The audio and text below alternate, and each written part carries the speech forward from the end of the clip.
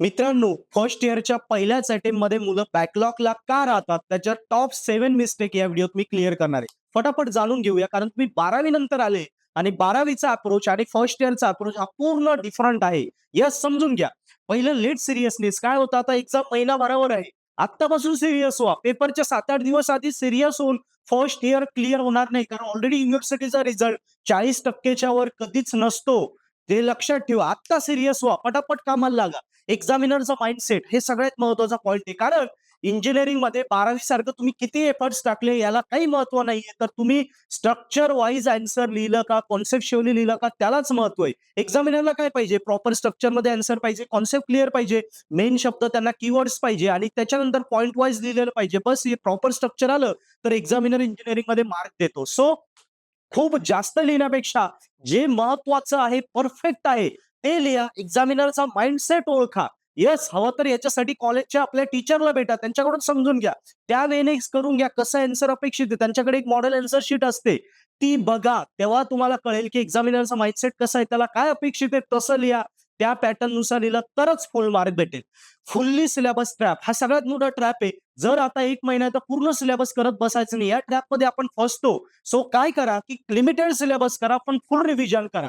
काय इम्पॉर्टंट आहे, पी-वाय-क्यू कुठल्या-कुठल्या याच्यावर फोकस टाका. आरामात क्लिअर होऊन जाईल. सगळं करण्यात बसण्यात आता जास्त फोकस करायचं नाही. हो, जो पहिल्यापासून अभ्यास करतोय त्याने फुल सिलेबस पुन्हा रिवाईज केला तर चालेल. कारण पेपर हा आपल्या सिलेबस वाईज येत नाही, तर पॅटर्न वाईज येतो. सो फर्स्ट इयरचा पॅटर्न समजून घ्या, मग स्टडी करा.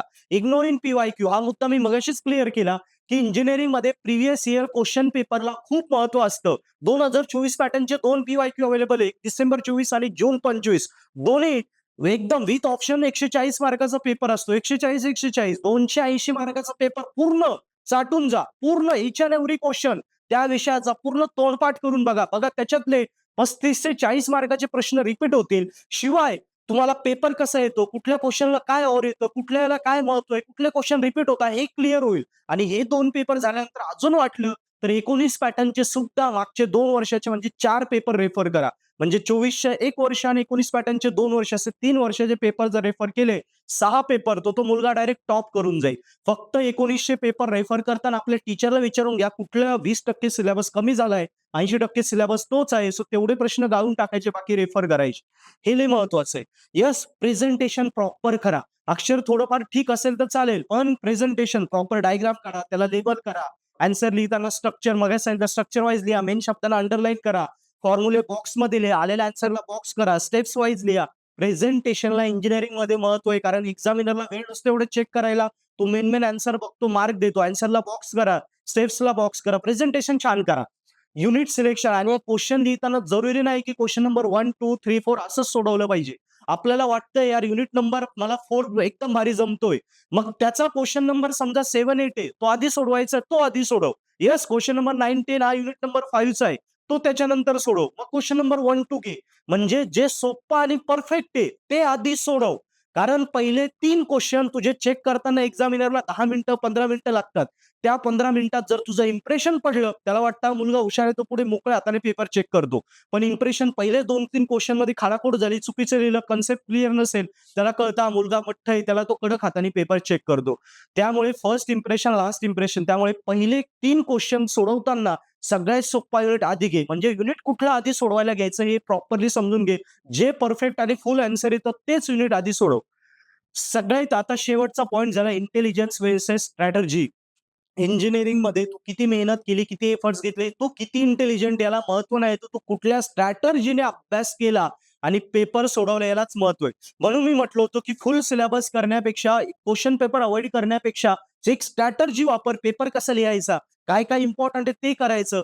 त्याने आपण इंजिनिअरिंगमध्ये स्कोरिंग करून जातो. सो इंटेलिजन्सपेक्षा इथे स्ट्रॅटर्जी महत्वाची हे समजून घे आणि त्या स्ट्रॅटर्जीने अभ्यास कर, तू गॅरंटीज क्लिअर होशील.